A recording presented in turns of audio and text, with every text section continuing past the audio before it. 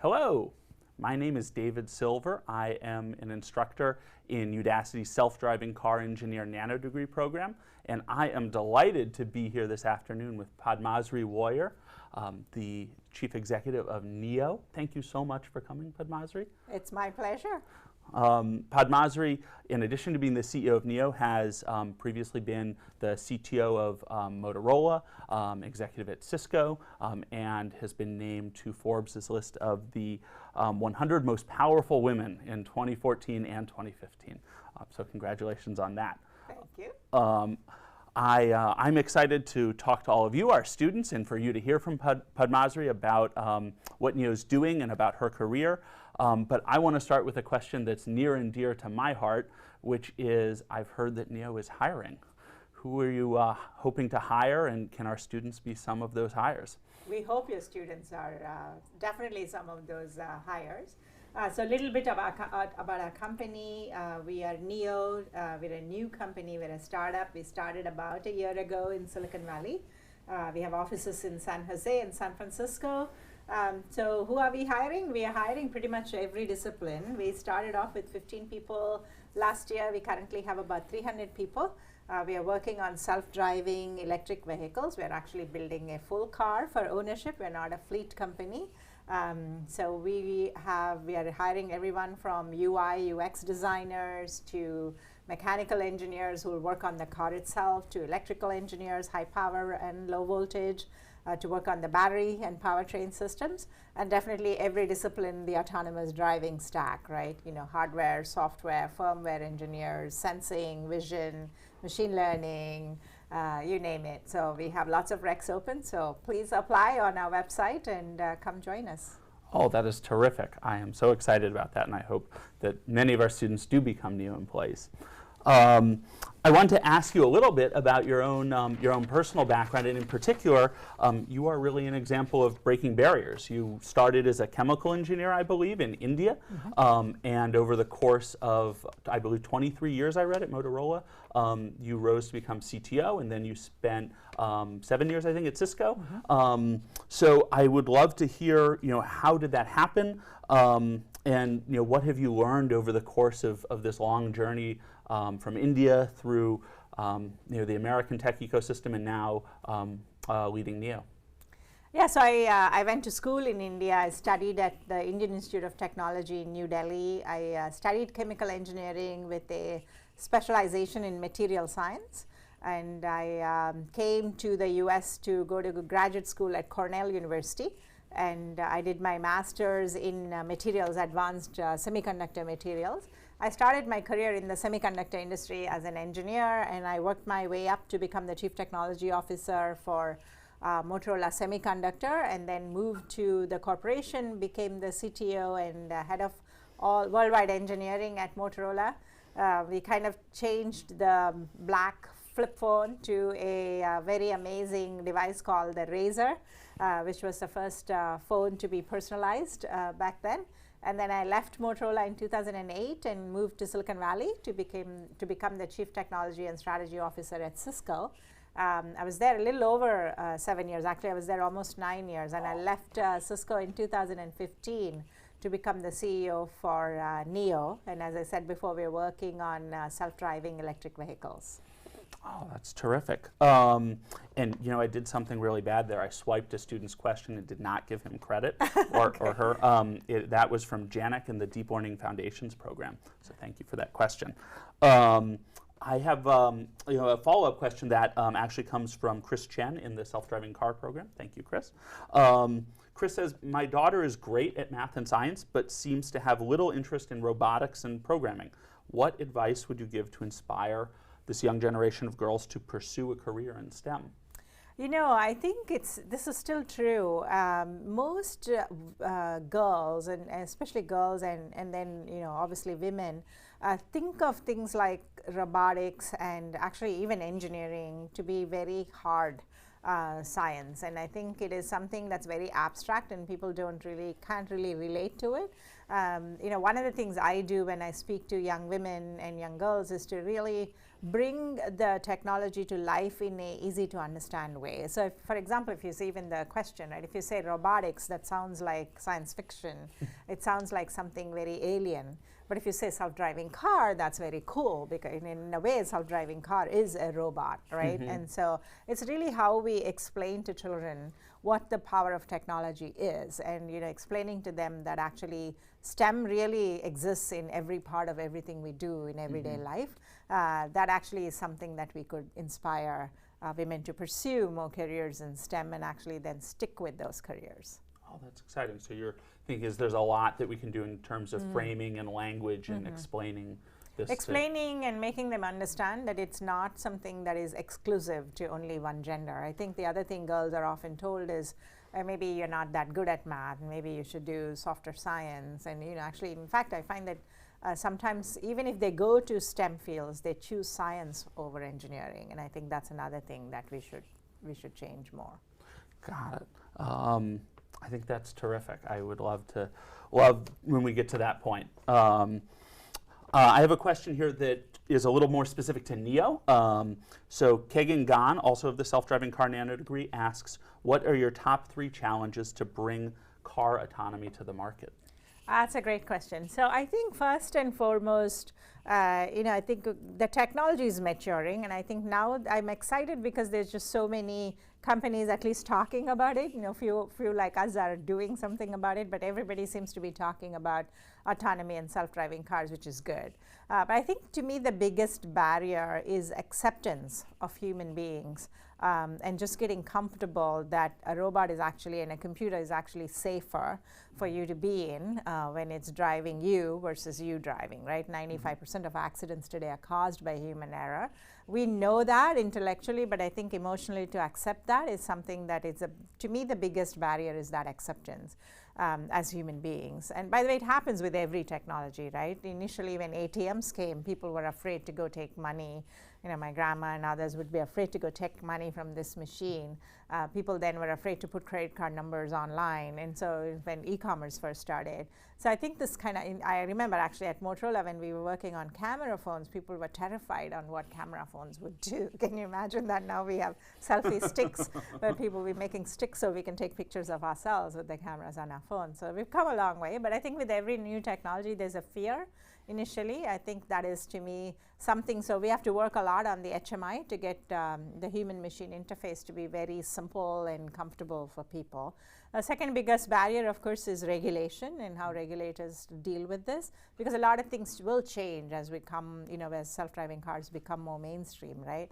Traffic patterns will change, parking structures will change. So regulation and the infrastructure changes that it will result in is the second biggest barrier, I think. Regulation and infrastructure. I'd love to ask a follow-up to Keegan's question. We are really focused at Udacity on self-driving cars, but I know at NEO a big focus is also electrification and electric cars, and I'd love to hear from you what are some of the big challenges related to electric cars. Yeah, so I think with the electrification, still the biggest challenge is range anxiety. I think people are afraid of, oh my gosh, my car is going to stop, and then what am I going to do? Whereas you don't really think about that when you have an ICE. I think we are getting much more, the technology is advancing fast enough where we are now able to bring pretty affordable cars for 300-mile, 250 to 300-mile range. Typically, you don't drive more than that in a normal week if you're going to work and back, and so it shouldn't cause range anxiety. But there are, as we may make more progress in fast charging, where you can actually charge your car in 15 minutes to half a capacity, these kinds of things will hopefully help us get over the barrier. So I think, to me, again, from a human acceptance point of view, initially range anxiety, and obviously the cost of the technology still has to come down. Range anxiety and cost, big factors. So circling back to the very first question near and dear to my heart about how our students can be part of NEO, Matthew Funke from the Deep Learning Foundations program asks, given the relatively new nature of deep learning and AI and self-driving cars, do you find there are a lack of senior developers in these areas? And specifically, what can a junior developer do to stand out from the crowd of all the resumes that you receive? Yeah, so there's definitely, I think this is the hottest field right now. So you're in, Matthew, right? You're in absolutely the perfect field of study. There is always a shortage of people that that understand. I mean, there's deep learning, machine learning can be applied in many, many different fields, self-driving cars being one of them. So they're in demand in a lot of things, right? Like companies like Microsoft and Google hire them for other reasons. So I think what can a young developer do? I think for me, the kind of people we look for are people that are very practical, because at the end of the day, we're a startup. We're focused on getting a product to market. So I think being able to transfer what you're learning at universities to apply it in real life on real products, I think the sooner you get that kind of experience, whether it's through internships or through partnerships working with companies like that, that'll be very, very useful for us. Like if I see a resume and I see someone who's interned or done a project with another company or another startup, that candidate's going to be so much more attractive for us than someone who's just stayed in a university environment. Got it. So you're looking for practical experience and folks who are really excited to get their hands dirty. Yeah, at the end of the day, self-driving cars, I mean, the machine learning and the algorithms are great, but you have to move this very heavy object with lots of complicated electromechanical systems at high speeds on the road, right? So you do need to have this application of the technology and the knowledge. Got it. So I now have a question here. It's from a student, but I think we might take the answer and use it at Udacity. So we'll see where this goes. It's from Sanjiwa Senanyake from the Deep Learning program. And Sanjiwa asks, what key skills do you think future workers in deep learning and artificial intelligence will need on top of having an education in that area? So whatever you say, we'll go build a nano degree program in that area. Okay, that's great. So two things I firmly believe in. Actually, I'm on a board of trustees for Cornell University, and I say this even to universities, traditional universities, and it's definitely, I think it's an opportunity for programs like Udacity to address this. To me, increasingly, the future is becoming very, very multidisciplinary, right? So if you're working on deep learning and you're developing algorithms and looking for patterns, for example, this is one example, how is that data presented to the user? So yes, there are UI people working on the UI part of it, but the data science team has to work closely with them. So I think being able to bridge and cross boundaries from one discipline to another, the more you're able to demonstrate that skill, and the more valuable that will be, right? So I can pick any number of examples like that. And if you're working, for example, on the autonomous driving stack, understanding how do you deliver a fail operational system, working with the powertrain team to make sure that redundancy is built in or the resiliency is built in. So you should be able to cross boundaries between different groups. I think to me that is a very, very key skill. So you as the instructor or creator of these curriculum, the more you develop the curriculum in such a way where it's project-based, where people are actually working not just on the algorithmic parts of machine learning, but the application part, whatever that application might be, I think that will be hugely beneficial. Oh, that's terrific. So one of the questions we often get on the self-driving car program is that we're teaching a number of different pieces of the self-driving car technology stack: localization, control, computer vision, and students wonder, should I specialize in just one very narrow area, or is it helpful to get a broader perspective and work with people from different areas? So I think it's both. I think you should definitely specialize in one area, especially if you're starting off in your career. It's good to have deep domain knowledge about a particular domain and rather be a generalist, right? So I'm not I'm not proposing you become a generalist. I think you have to be a domain expert in a particular domain, whatever domain you choose. What I am proposing or encouraging is, while you're getting that domain expertise, make sure you're exposed to what is happening in other places so you're not lost. Like, say, if you're working on vision, you should understand what the controls people are wanting to do, right? Otherwise, it's sort of like one or the other. So I think this is actually why the way I'm building my company, everybody sits together and everybody is encouraged to go and talk to each other.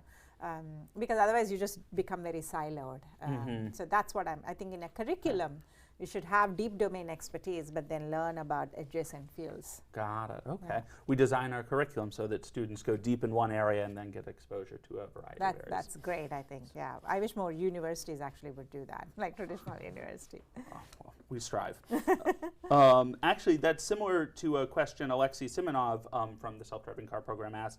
It sounds like Alexei has a variety of experiences in his life. He's worked as a software developer and a quantitative trader, and now he's in the self-driving car program here, and he's wondering, would he be someone with that background be an attractive candidate, someone who's worked in a variety of disciplines, and would someone like that fit in at NEO?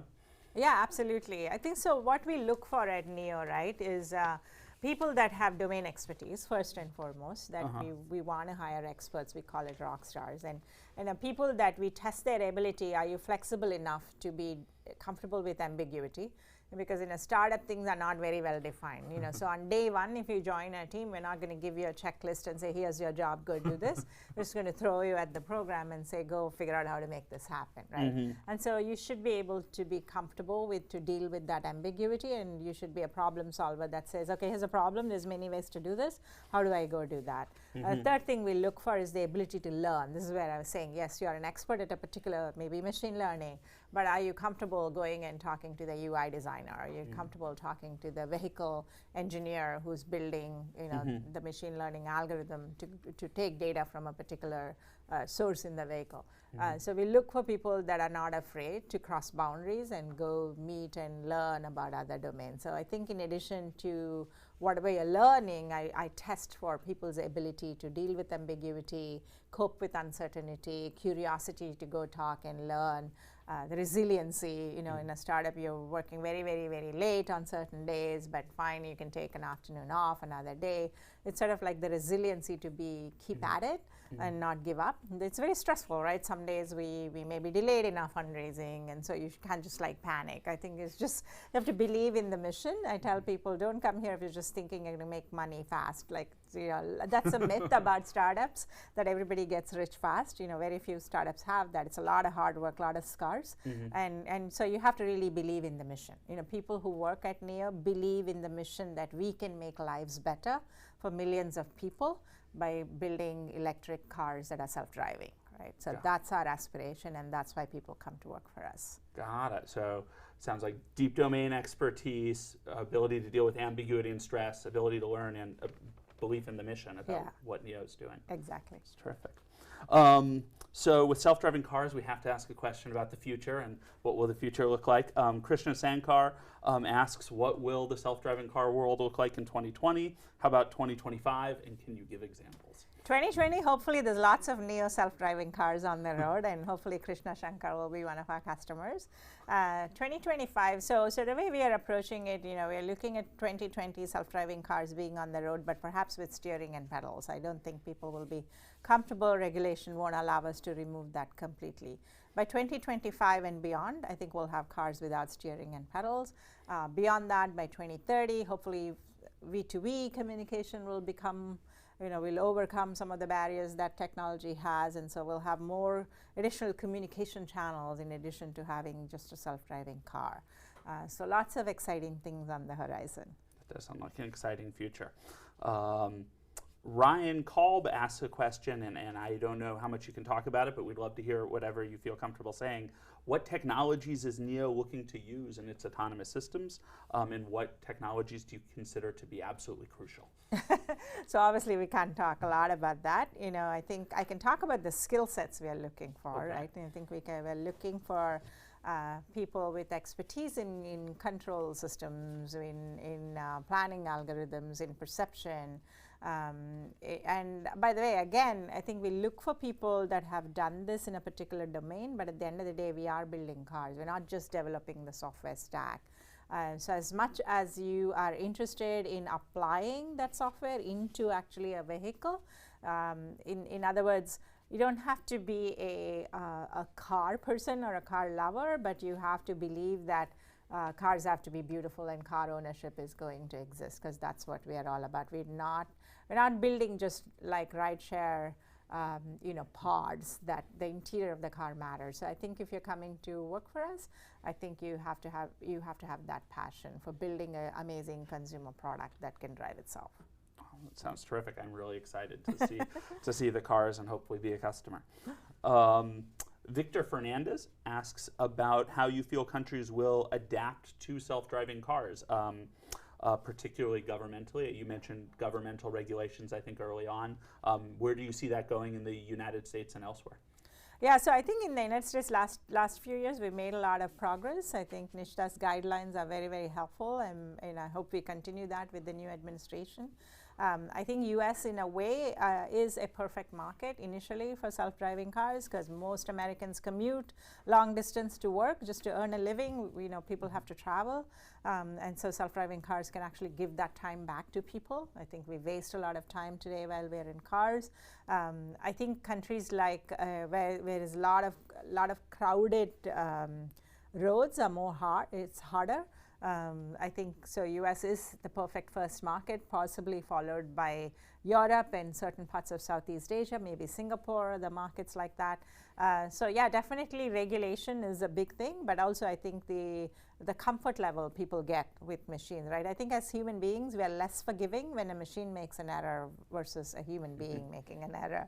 I think we are more forgiving, if somebody hits us or rear ends us, as long as it's a human being. But if it's a self-driving car, we are more critical of that. So I think just getting people over that hump and proving that the benefits outweigh the risks, I think is something that we have to do as an industry. Got it. So just getting people more comfortable with the idea of self-driving cars being on the road.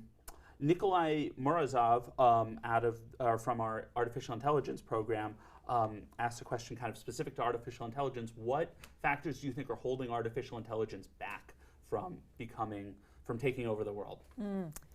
I think we're making a lot of progress, actually. I think there is two schools of thought on what happens, as AI advances beyond self-driving cars, right? Lots of different areas. Is it going to replace human beings? Is it going to replace human beings in certain jobs?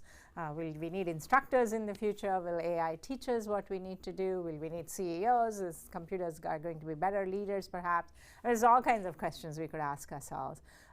What's holding us back? I mean, firstly, obviously, the technology has to progress where it's replicable. Today, I think it's still not as accurate. Even simple things like being able to understand every different accent and then being able to give you back an answer to a question.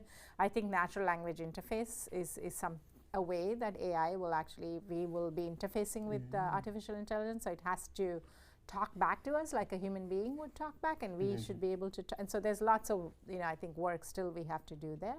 I think certain fields will see early adoption, right? And we're kind of already seeing that. As a personal assistant, perhaps, being able to help me.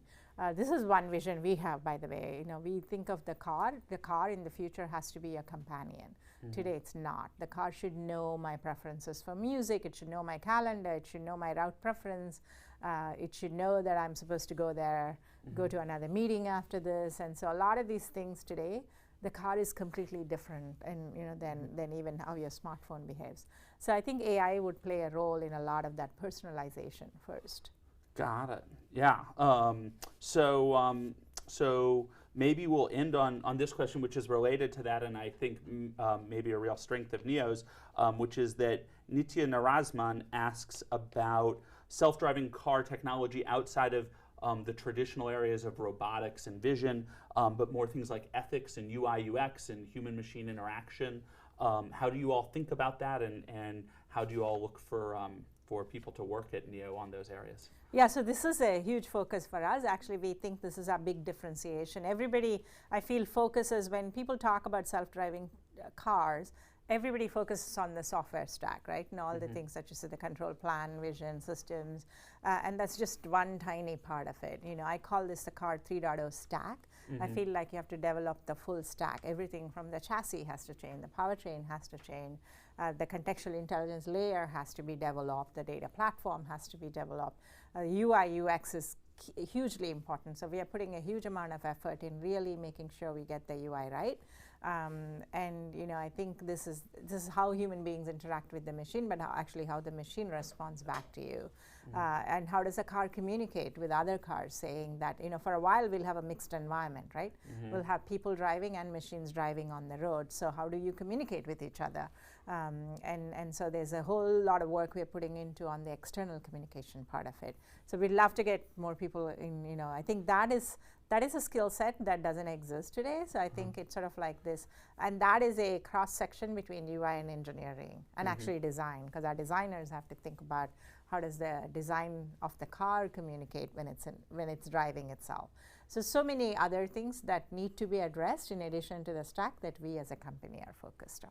Oh, that's a terrific focus. I'm really, really excited to see what NEO comes out with, particularly in those areas of design and UI, UX. Yeah, great. Well, that is all the questions we have time for today. They've been terrific, so thank you so much to the students in our self-driving car and deep learning and artificial intelligence programs. We really appreciate you all sending those in, and we really appreciate you, Padmasree, for coming in and answering our students' questions and helping them understand how to break into the industry. Thanks for having me, and I look forward to hiring a lot of your engineers and students. Thank you so much.